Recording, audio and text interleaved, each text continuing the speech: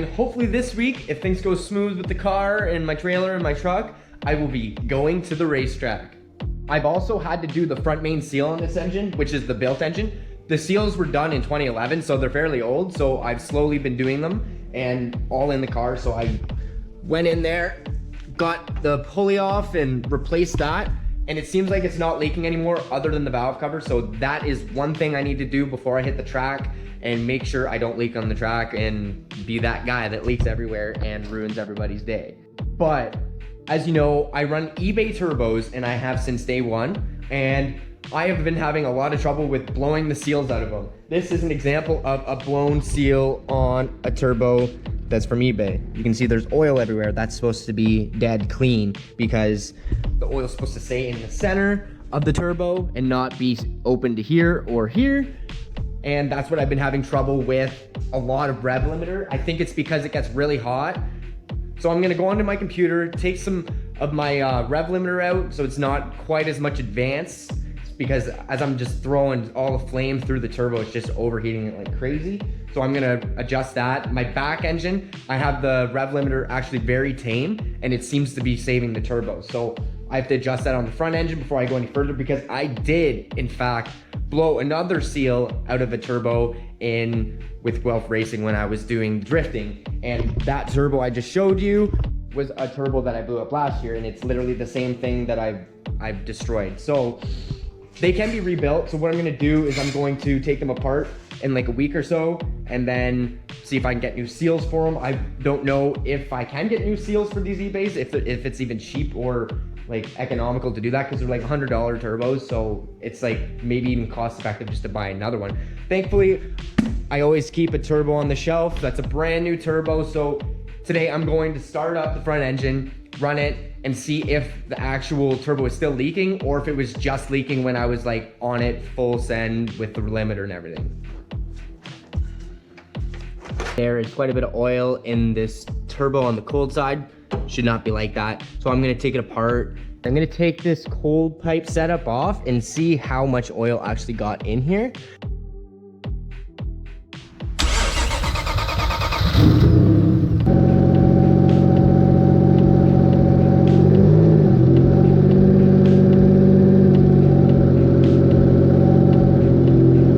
Yeah, so the turbo isn't even really spinning at idle at all, and it's also not spinning really at all with a decent amount of rev. Like 2,000 RPM should at least spin the turbo. It will not spin it, so there's something not right about this. So I think I'm just gonna replace the turbo. It's not leaking as of right now, but when I'm on it, I'm sure it definitely does, because as you can see, there's quite a bit of oil. Lately, what I've been doing for when I replace my turbos, I just back off these nuts all the way, take them completely out, so I leave the actual hot side of the turbo on the entire exhaust. So I don't really need to take any of the bolts off that need gaskets or anything, because the new turbo will just slide right in, other than I need to change out the in for the turbo oil and the out for the turbo oil. So just gonna swap that out, just take all that off. So here's the new turbo. I'm just gonna unbolt from here, like I'm gonna do on the car as well, and then it will just slide right in.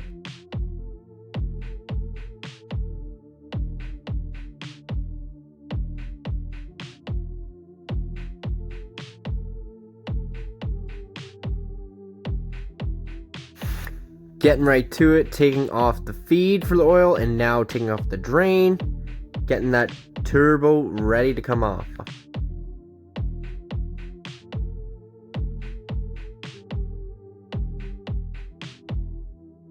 Okay, this is the old turbo, removed it, and I'm going to take off this flange here because I'm gonna put it onto the new turbo. And this is how I adapt to AN fitting to drain the oil out of the bottom of the turbo. The new turbo comes with all new gaskets, so I'm just throwing the new gasket on my current restrictor that I had. And then I'm going to also put the drain flange on, and that also has a new gasket as well. All right, now she's ready to be mounted, and all it will do is just slide right in.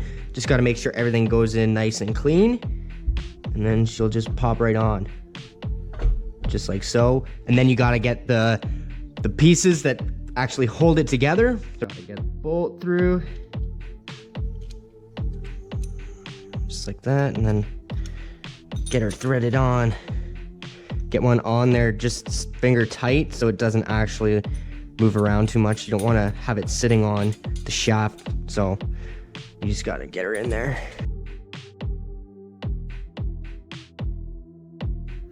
Turbos aren't too complicated. It's got an in and out for oil, and you got a compressor side and an exhaust side. The exhaust side is what is actually spinning up the compressor side, and that's how it gets positive pressure.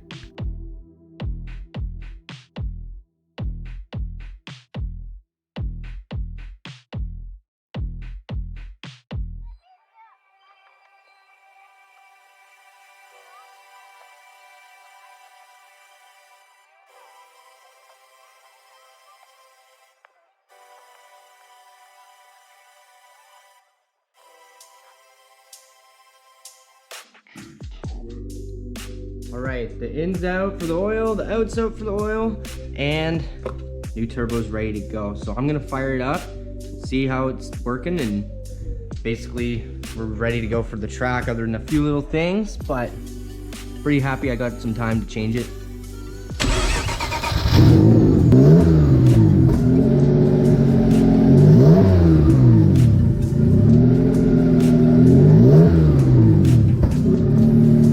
All right, turbo's on. Seems like it's working fine.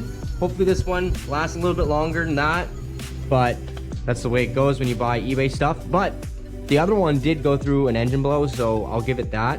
And basically what I've got to do now is I have to turn down the two-step a bit on the front engine because I don't want to blow it again. So yeah, so I got a lot of things to do and not much time. So what I'm gonna do now is go get some fuel. I need fuel. That is the most important part. Even if the car doesn't do great, it needs fuel to do not great or good or whatever it's going to do at the track.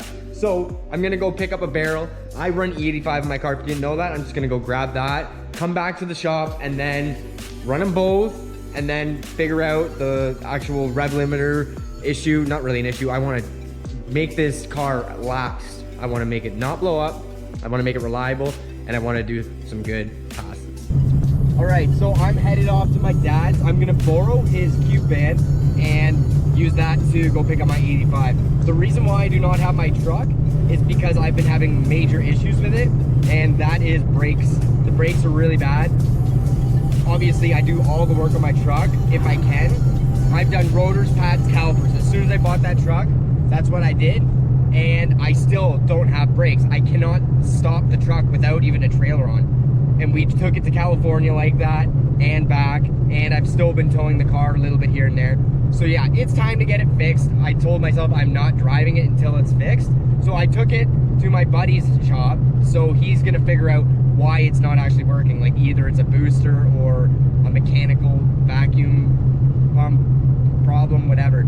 Apparently on the Chevys, they actually have, there's a brake booster motor, and from what my buddy Chris said, it actually is not working. So I need a new one of those, and I cannot get it from the dealer, and I can't get it off eBay new or anything. The only option's used. So he unplugged it, and as of now, the brakes are much better, but it still needs to be fixed. So he'll work on that later. But I need my truck. Gonna go to the drag strip and have some fun. So yeah, I'm gonna have to get that later too. That is the reason why I do not have my truck, because I needed the brakes fixed, and that's very important. So they're apparently much better. So I always take a couple jerry cans full out of the actual drum because I get 110 liter drums and I can't lift that myself. So I always take 2 jerry cans out and then put the jerry cans in the truck and then lift the big drum in. And it's difficult, but it's doable with the 2 out of it. So that's 10 gallons out of it. It's a very heavy drum. All right, got a new barrel here, full E85, 110 liters of party, and woo! I'm gonna fire this baby up, get both up to temp, and then check all my settings, make sure everything is a-okay. And I've already figured out that I need to adjust the 2-step and the rev limiter for the front engine. It's way too hot. The compression's really high in the front engine compared to the rear, so having things the same there aren't very good because the front has more compression, like more heat, everything's going on way more in the front engine because of the compression. So what I'm gonna do is just back all that stuff off until it can still build boost and not get too hot with the flames and all that stuff. Yeah, the flames are cool and everything, but I want to make some passes. I'm not looking to show off. I'm looking to make some good hits, you know what I mean?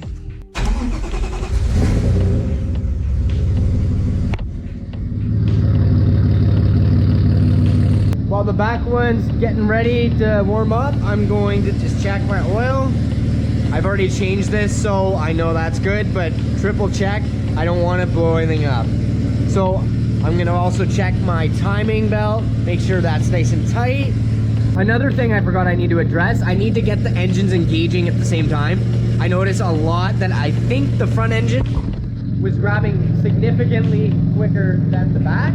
So what I gotta do is dial that in, get it both grabbing at the same time so I can get the power down at the same time, getting it on the hole and shifting. Because if I get it engaging at a time where I'm putting more power to the front for a very small amount of time, I lose traction on my steering wheels, right? Literally those are the wheels I steer with, so I gotta keep that stuff always on point. Just firing up my computer here, and I'm gonna take a small amount of timing out of the rear engine and a small amount of timing in the front engine on my map once it's up to temp and ready to rip, because now I'm running at a higher temperature. It's supposed to be pretty warm on Saturday, so I don't want to have any knock due to having too much timing, because the hotter it is outside, the less timing you can run. So I'm going to back it off. Worst case, I need to put some back in later. I'm just being careful here. This is what racing's about, is predicting and preventing. So I'm going to try and do the best I can for anything I can do to prevent. It's going to be smart for a while, and then we'll get silly again. But yeah, I just want to go to the track and get as many passes in as I want. If I want to get 4 passes, I want to get 4 passes. I don't want to break it. If I want 1 pass and I get scared, whatever. I just want the car to work. I don't want to go down the track and blow it up. So, preventative. 2 degrees of timing from 2,000 RPM all the way to 8,000. It's easy for me to remember, and it's easy for me to go back into this video and figure out what I actually changed. So I'm going from 2,000 all the way up to 300 kPa, and I'm taking out 2 degrees on everything. And if it's running good, maybe I can add a degree, or if it's cold outside, I can add the full 2 degrees. Making sure the brakes work.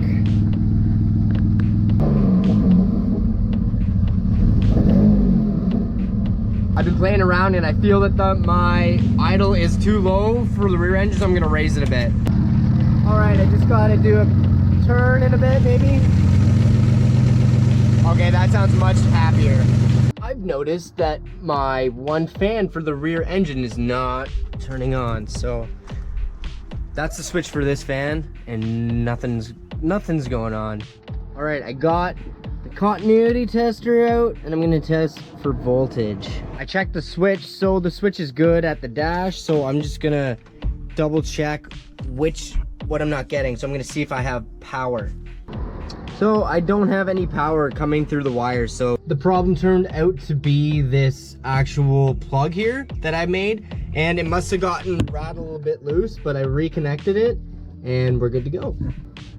All right, let's see if it works. Jacqueline just stopped by. Oh, cool. All right, we're working again. All right, I got them both on and both are pulling, and that's exactly what I want, because I want it to suck the cold air from underneath the car. I have it designed so the air underneath the car comes up and goes through the rad, and looks like everything's working mint. All right, now we're gonna go pick up my truck. Hopefully everything's done, get it back here, and then tomorrow I can load it all up. I just got the truck back, and now I have a smile on my face because it drives sick. So my buddy Chris tuned it right up, did pitman arm, all the inner tie rods, fixed the whole electrical brake problem, bled the brakes professionally. We're ready to roll. My girlfriend's back there. She's bringing her back to the shop for me. She drove me out with this. We're ready to rock. I'll be loading the car up tomorrow, and I'll be there Saturday to race. Can't wait. I'm back the next day, so it's Friday and tomorrow's Saturday. Saturday's race day, so I gotta get everything done. I gotta clean both vehicles. I gotta stop this leak on the valve cover, get the front engine's two-step and rev limiter under control, and maybe do a little bit of work on my trailer quick, and change over my wheels to my drag slicks. I'm gonna take this lazy seat out, ugly seat out, ready to roll. All right, I'm gonna take off my exhaust right here from the turbo, firewall out, and then I'm going to take the valve cover off, reseal it, and hopefully I don't have any leaks. That's very important.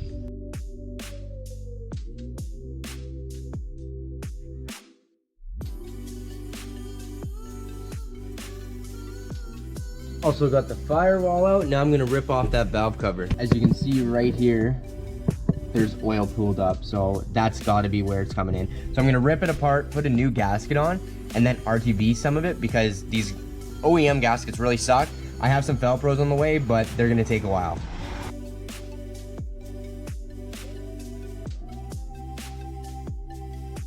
I found out why this was leaking so bad, and it's as simple as this.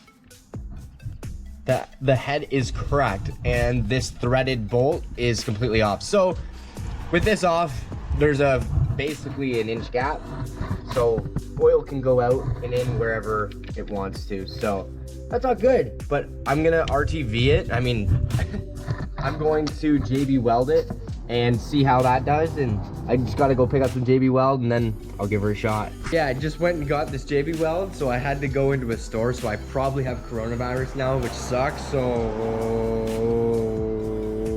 moving on, gonna gob some of this bad boy stuff on the engine. This stuff, you can't go without it. You can't live without it. With this stuff, the more you gob on, the less you'll sob. So I'm gonna send a whole bunch on, and the instructions are mix evenly, 2 small dots, mix them together, that type of thing. It's like Bondo, or if you already know how to use JB, that's how you use it, and it claims it sets in 6 minutes. I call bullcrap. I've never had this version, so I'll try and let you know.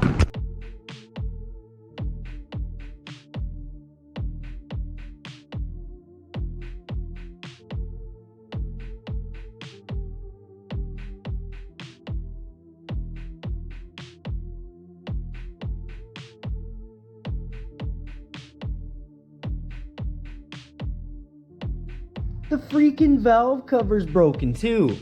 No wonder this thing leaked like a frickin' sieve. Like, I literally must have been hammered drunk when I put this valve cover on. That is what happened. Guaranteed. I just grabbed a new one. I'm gonna have to fill in this hole, and I always like the style that has the actual vent on this side, so I'm gonna be able to do my original mount that I had, and then I'm just gonna have to JB weld a loonie in there like I always do. So I'm just gonna take all this bull crap off and then get this off. This came off the last, or 2 engines ago when I bought it. Look at the RTV job on this. Holy. I repeat, I did not RTV this on. This was already on an engine that I bought, so.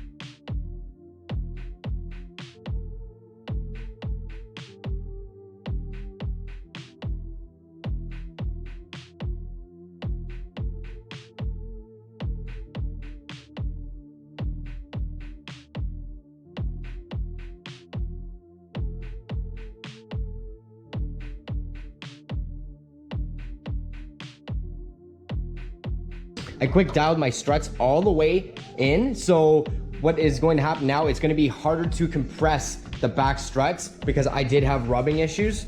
They were about halfway loosened, so I'm maxing them out, and later on, once I'm dragging, I can back them out if I'm not getting enough weight transfer, but I don't think that's going to be the issue with this.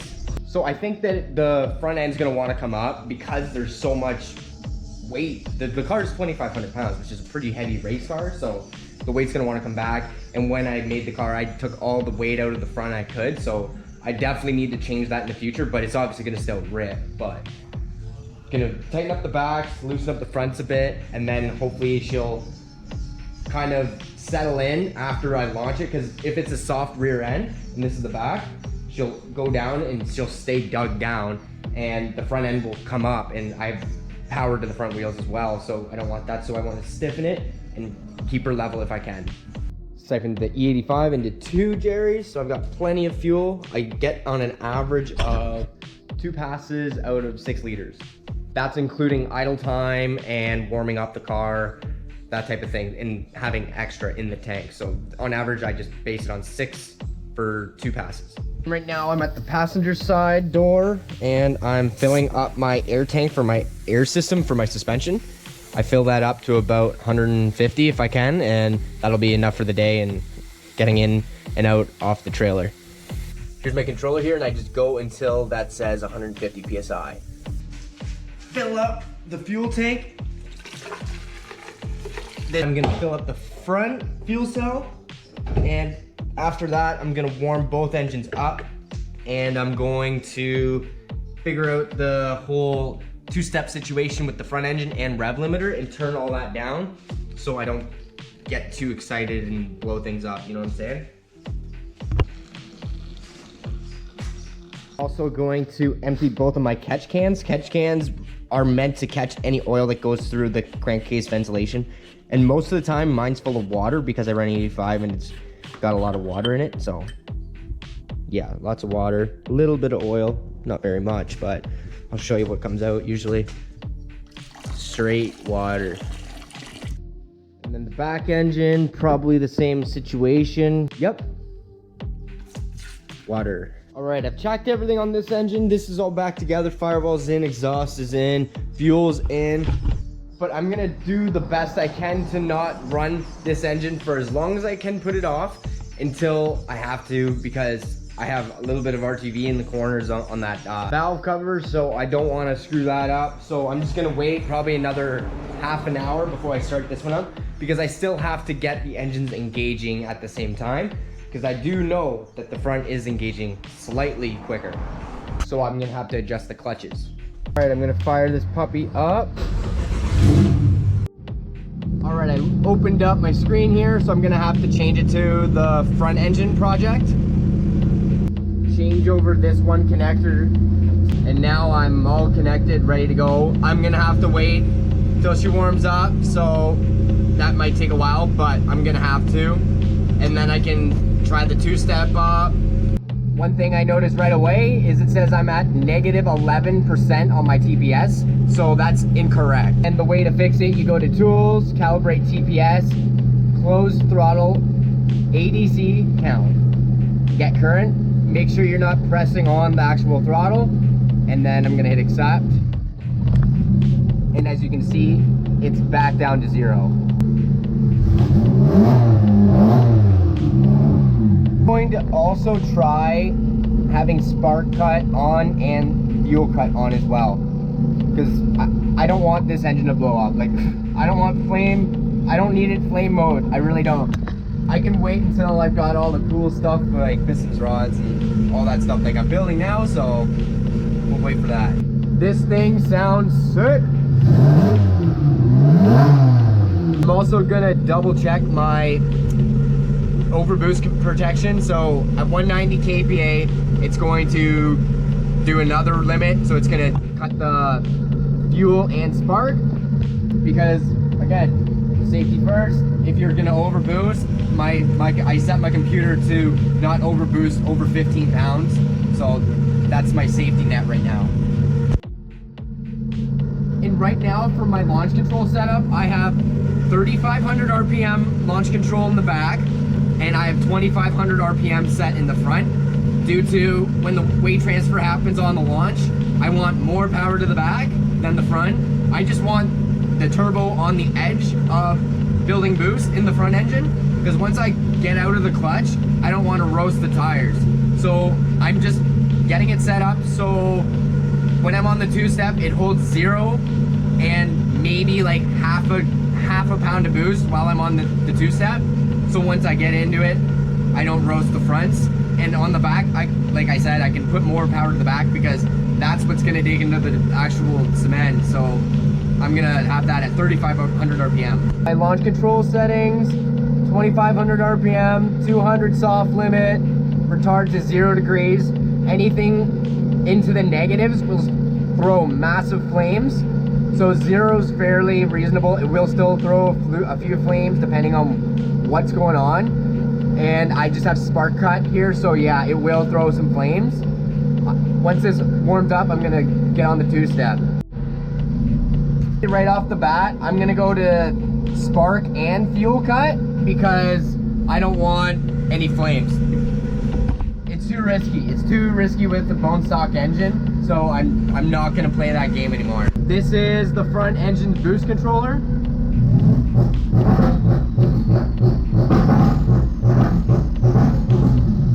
So as you can see there, it went up to about 2 pounds of boost. All right, the battery died, so I'm gonna move on to the next project, which is, I know, random, but I've got to fix my trailer. My trailer is a sketch wagon, to be completely honest. Single axle, no brake skis, but she gets me to where I gotta go. So what I've got going on right now is I have a little bit of flex here. I definitely have flex here, and the reason is because all the reinforcements on the bottom. So when there's weight on the tongue, it has a droop like this. Not like crazy, but it does droop on the tongue. And the reason is because there's no reinforcement on the top. So what I'm going to do is I'm going to take off my winch, weld in a plate that I have here. It's actually going to be great for jacking up the car as well. Weld it to here, all the way to here, and that's going to prevent the actual pinching in here because this will go in and out. And I don't want that because now once this plate's on, to pinch this, it would have to pinch this entire plate because it's gonna be welded here, here, here, here, here, here, here. So it's gonna be down there for sure. So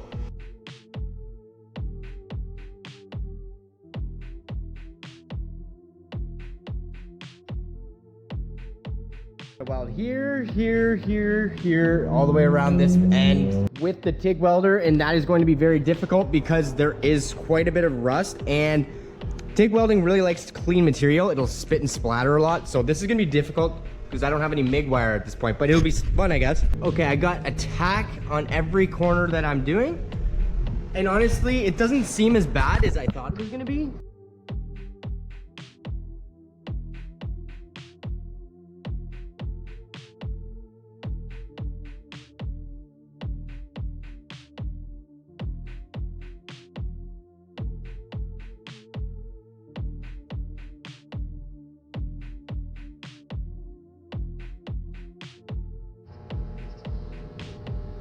She's hot, that's for sure. Welds aren't too bad. Pretty pumped about that. It's made it way more solid. This thing is a brick shit house compared to what it was. So this is so much stronger. Now just the winch. All right, I got the winch all welded up. Welds are looking sick. And now I've always had problems with when the winch is actually spooling in. It gets all tangled and it kind of goes in the side in here.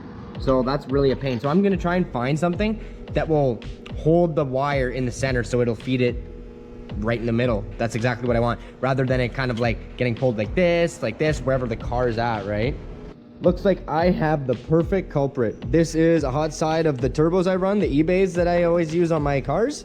So I'm gonna use that and just make a straight shot to the winch.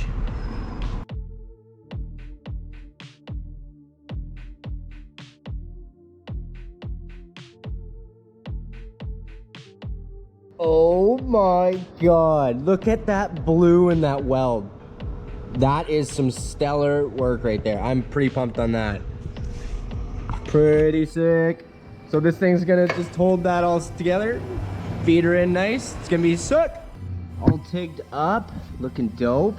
Okay, I'm back here. I've got the front engine running, and I'm gonna go back into my settings and see what settings screwed up because my battery died before and I didn't save my work, so I don't know if it actually saved. I need to double check what's going on. These were A-okay that I had on there before, so that is good.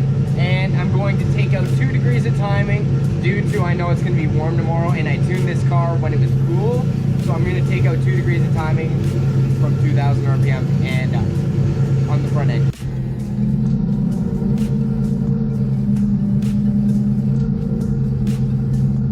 Okay, so the front engine's all set up with the tune I wanted. I took out 2 degrees of timing, made sure the rev limit was good with the actual spark advance and everything. So the back, I also checked all that. We're good there. So now I need to see which engine is engaging first once I release the clutch. That is very important. So I'm going to do that, start them both, put them both in first, and then just slowly let out on the clutch and wait until the car pulls. And when the car is pulling, I'm gonna pull one of the shifters out of gear. And if I can't physically pull it out of gear, it's that engine that's engaging first. Then I can go and adjust it at my clutch mechanism I made. All right, both engines are running. Ready to go with this test. Clutch in, first gear, slowly let out the clutch. Okay, it's starting to grab right there. So I'm gonna get it to just grab and not move the car, and then pull and see which one is in gear. Okay, I'm gonna have to do it with the brake on. So I've got the clutch in, brake on, both in first, letting out until I feel a load. And then pull on. Oh, it's the rear engine that's grabbing first. Watch. So I'm gonna load it up and then pull this. That pulled out easy. So this one's already disengaged and it's rubbing, right? So I can't pull this one out, only if I pull really hard. So the rear engine is actually grabbing first, which mildly surprises me. Okay, so this is where I have to get my thinking cap on. This is very, very confusing on what adjustment does what. So like I said before, the rear engine was grabbing first, so the wheels were spinning, giving power at the rear engine first, and the front engine was later. Probably half an inch up the clutch pedal, it was starting to grab. So what I have to do is I have to shorten the master cylinder input shaft on the rear clutch to get it closer. All right, I'm back in here. I made my adjustment. I'm gonna see what happened. Again, I'm gonna do the clutch in, brake on, slowly disengage. Now I'm gonna put some load on it and then see which one. Oh, it's still the back one pushing first. So it's hard to pull it out, easy to pull out, hard to pull it out.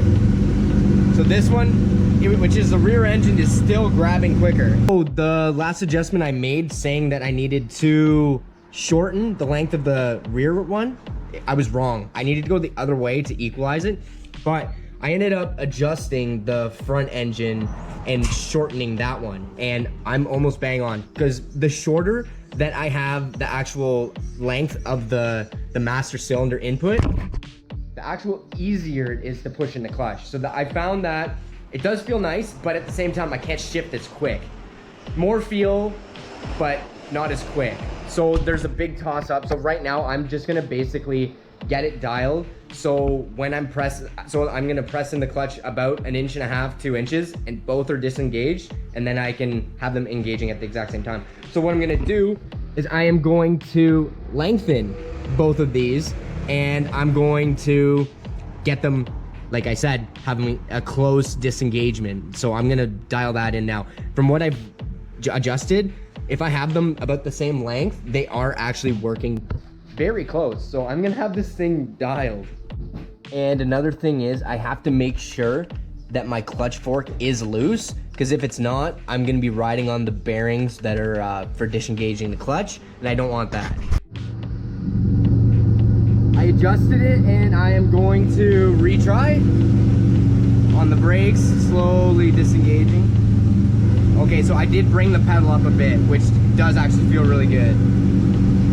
Now I've got load on it and I cannot pull it out of first in the front engine, but I can on the rear. So that means that the front engine is engaging first, so I need to definitely dial that in. But I'm getting closer to the pedal feel I want. Like I can push that in easily and also shift it very quickly. And my legs are long enough to fully press it in.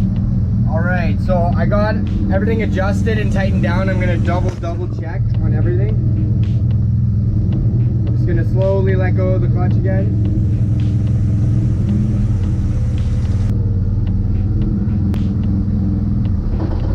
Honestly, I cannot get it any better than that. I got it almost bang on. It's good for the clutch travel. I'm very happy with that. This car is ready to roll. So all I've got to do is change over the wheels. and then get it on my trailer.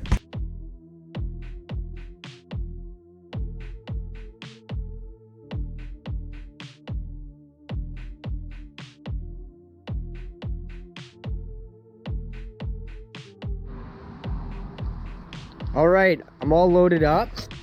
Sprayed her off quick. Tomorrow I'll give her a good wipe with some quick detail and I'll be ready to go. So yeah, tomorrow I'm gonna be at Cayuga and I'm gonna be doing some racing. I'm really excited. I think the car's never been ready like it has been ready right now. Like everything's dialed right in. 2 steps are working great. She's gonna rip. I can't wait. All right, we'll see you in the next one. Like, comment, and subscribe.